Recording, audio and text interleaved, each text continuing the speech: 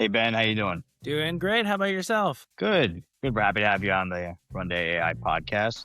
So why don't you tell us the name of your business and what you guys do? Yeah, we are Rise Marketing Group. I founded it about 8 years ago. We're a full service digital marketing firm, but we're focused on performance marketing. So we're not a branding agency. It's really companies that want growth, and that's measurable growth. So dollar in, dollar out. And how we do that is through paid ads, SEO, and website design development. Wow. And then are there any other services that you also offer? We dabble a little bit into email marketing if we see a blatant need for it. So, for example, if we launch e-commerce ads for a client, and we're like, "Oh, what are you doing for email automation to ban and checkout, recurring order sales, newsletters?" They're like, "Oh, we're not doing anything." We're like, "All right, well, we should do something. Let's get that built for you." So, but primarily, it's paid SEO and web dev. Cool. Now with the email marketing, what's like if you have it, the general like return on investment you see? Because usually we're seeing things like 36, dollars earned for every $1 spent in email marketing. But yeah, it's incredible. It's the high on one of the highest returns that you're ever going to get. But on the flip side, to make that return, to get that return, you had to be in business, build up that email database, and actually have that be like your own true first party database. A lot of folks will ask me, is like, "Oh, Ben, like, do you do email?" I'm like, "Yeah, we can do email, or we do email." But they're like, "Can you, cold email, can you get me a list of prospects, like 50,000 people?" I'm like, we could do that, but I'm like, that's not our game. Like, because then you're just trying to game the system. You're going to piss off a lot of people. And it's just like, I don't want a part of any of that. But when it comes down to truly building a really robust first party data list, that's amazing. And it doesn't have to be that sophisticated. If you're e-commerce, it could be abandoned checkout, monthly newsletter, etc. And if you're lead gen, start off with just like a simple newsletter. And Mm. every time you send out that newsletter, if you have at least 1,000 contacts, you're gonna get a response of like, "Oh yeah, I was thinking I might, need to chat with you. Let's chat." Like easy, low hanging fruit, the lowest. Yeah, Yeah, no, I'm glad to hear that. The newsletter is not dead, right? it's not dead. It's not dead so long as it's a curated list of contacts. And I could go on this for a while, but like even like refreshing your list. So if you have folks on your list that didn't even open up an email, let's say in 6 months, sunset those emails. Send them a couple emails, be like, "Hey, this is the last time we're emailing. Do you want to stay on the list?" Because you don't want them hanging on the list if they're not going to engage with it. And it's going to send a bad signal to the email provider that people aren't just open it. So you just want like a really solid group of loyalists on it. And then it's going to work well. And if you abuse the system and just spam the world, good luck with that. Yeah. Yeah. No, there's a lot of people that do that. And it's obviously a lot more of a turn off than it is a lead magnet, or Yeah, anything like that. it's the worst. I Yeah. can't tell you how many times like I've stopped using a company service just because they sent me too many emails. Yeah, the other thing too is there like a really good process you think to curate that kind of list, or is it just something like are you just basically going on like, okay, this person engages sometimes or is interested, or how do you quantify that metric? Yes. I mean, so starting off, you just want to build up your immediate list. And then so anytime someone's doing any type of traffic acquisition or customer acquisition on your website through ads or SEO, you want to make sure you have some type of email capture because some people aren't going to buy it and you want to just get those emails. So build up that database. Initially, that database isn't going to be that robust. It's going to be like client set or lead set. But as you grow, you're going to be able to segment that audience of, in most simplistic form, customers, non-customers. But then as you have a business, you can segment it by based off of different interests of products that they have and really customize the message to it. But I would say for anyone who's getting started, don't over engineer it. Start off basic, crawl, walk, run. And that is an email marketing strategy with your first party data should just be like an ongoing effort every month. Do that at least. And if you're ecom, that's going to be more frequent, especially during holiday times. Doesn't take much, low hanging fruit. Yeah. Yeah. So, I mean, and also now, with AI in the picture, it seems like there's not as much effort, to generate this kind of content, especially if you have like a local model, that's trained on your business kind of thing. It seems easier than ever to just get content out there to people. Yeah, yeah, absolutely. And then, I mean, the key is with AI content, just to make sure that it matches brand. So train the model on your brand, on your voice, on your tone of voice, and making sure it like actually has value. That is main like AI trap that I see so many businesses fall into is like, and it could just be website content where they're just so overly reliant on it. But the content that they produce, it's mediocre content. There's nothing of substance behind it. And those businesses are going to get dinged by Google.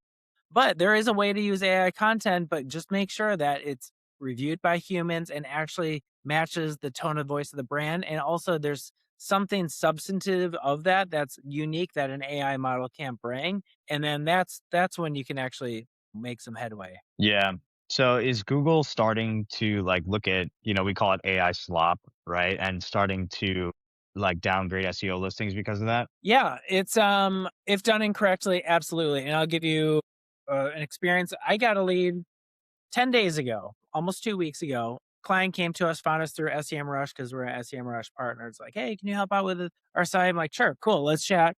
Had a chat with them, and all of a sudden, I looked on SEM Rush. I'm like, whoa, what happened to your website? Like the last 18 months, you're getting a ton of traffic, like almost exponential, and dropped. Mm. And then I started putting the pieces together. I'm like, what about Bing? Like, is this same on Bing? Like, no, Bing's fine. So that's a flag of like, Google flagged you for something, not Bing. If this was just an overall quality of the website, Bing would probably follow suit. And then, so of course, the next question, I'm like, so, and it's a big site. I'm like, so how did you create all these pages? They're like AI. I'm like, Mm. and I'm like, yeah, you're probably in AI jail right now. And then I thought about engaging with him and he's asking for help, but you know what? It's going to be a slog to get out. And I was very upfront. I'm like, you know what? I believe that you're hit by an AI penalty from Google. I personally don't have experience in getting companies out of it. I think we could help you with it, but it's probably going to be a slog of 6 to 9 months and redoing a lot of your website. And I just said, I would search for someone who has experience getting you kind of out of the AI jail. And this happens. Google's smart. And just because something is fast and easy doesn't mean you should do it. And always think about, is this adding unique value and perspective? If so, you're fine. But if you're just regurgitating what's already out on the internet, what value are you providing? Why should Google even send traffic your way? Right. I guess what Google is trying to combat is like bots that are, for example, even like OpenClaw, right? Like you can set up this model that will essentially generate a bunch of fake websites, and be it for nefarious purposes or for, just for the general, how should I say, like curatedness of the internet, right? Google wants to get rid of that kind of thing. So what I'm assuming is that like they have an AI scan for AI generated content, and then if you reach a certain threshold, it's like, okay, this website was probably made by a bot, and it shouldn't be on Google, is essentially what they're saying. Yeah, definitely. And it's just good to like follow Google's like original guidelines, and which is EEAT, which is expertise, authority, trustworthiness. I think there's one more in there. One more letter in the acronym. But that's true. Like have a unique point of view, something of value, and you're gonna be fine. Can you use the AI for this? Like for keyword research and content, or like even parts of content? Like absolutely. But with every article, human oversight, and also have a unique perspective. And that's how you're gonna win. Right. Yeah, you always have to make sure there's some sort of value add, or some sort of like uniqueness to it, because essentially when you do the AI thing, you're all pulling from the same database, right? The same trained data. So you got to have maybe either, like, let's say you have a homegrown model, you got to have like, for example, there's Alex Hormozi. Haven't heard of them. So he's like this $100 million equation guy. He's done a whole extensive thing about marketing and building companies and things like that. And he just came out with an AI, right? But the thing is that the AI is trained on all of his data, of like all of his selling methods and I like practices. that. Yeah, so it's the engine, if you will, of like large language model is there, but it's specifically the reason why you would, retain these services is because it's all about sales strategy and marketing, specifically from, the word straight from the horse's mouth, essentially. Yeah, absolutely. Yeah, and also like even at Rise, like maybe we'll use AI because we work with so many clients across all these different ad platforms. Maybe we should start to put together like a quarterly state of the industry report of like, hey, how are Google CPCs? How are Meta CPCs?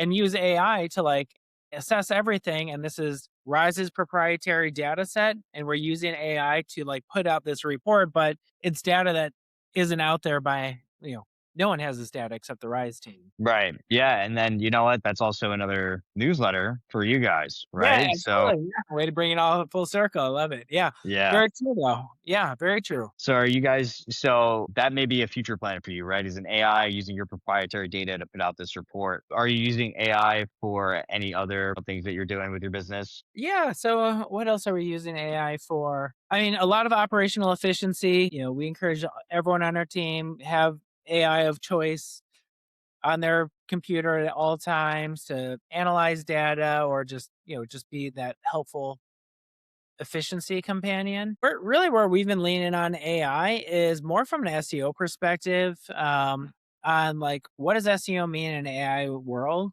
and how can we get our clients cited by AI? So it's really just like SEO 2.0 or whatever iteration that we're in an industry that's 2 decades old. Is what does this mean now? Users are searching differently on Google. They're prompting how to get our clients in front of it, and that is something we're leaning heavily into, to support our clients, and it's really exciting, actually.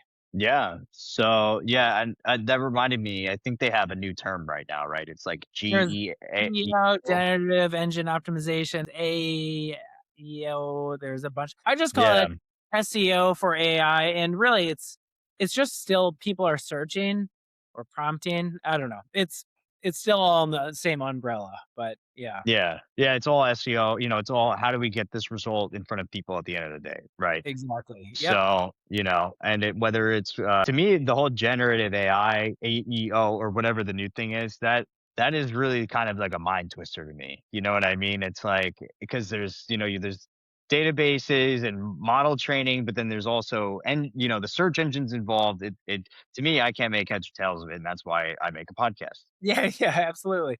Yeah, I mean, it's a lot of fun and, we're tracking to see, referral traffic from these engines versus Google versus Bing. And, what we see is obviously the market share of AI searches is significantly just a fraction of Google for now. But that's going to eventually change. And eventually Google might just become an AI engine. That's just might what it turn into. But what's interesting is even though the relative traffic is low, the conversion rates on that traffic is very high because within the AI tools, you prompt, give me the best sneakers, running sneakers for these circumstances. It's going to say, okay, based off these, here are my top three, and this is why. So before the user even clicks to your website, they're already pre-qualified. They're already like, it's almost like a salesperson like pre-vet him, like, oh yeah, go check out my buddy at the shop. Like you're gonna be fine. And we see that in the data. The conversion rates are significantly higher.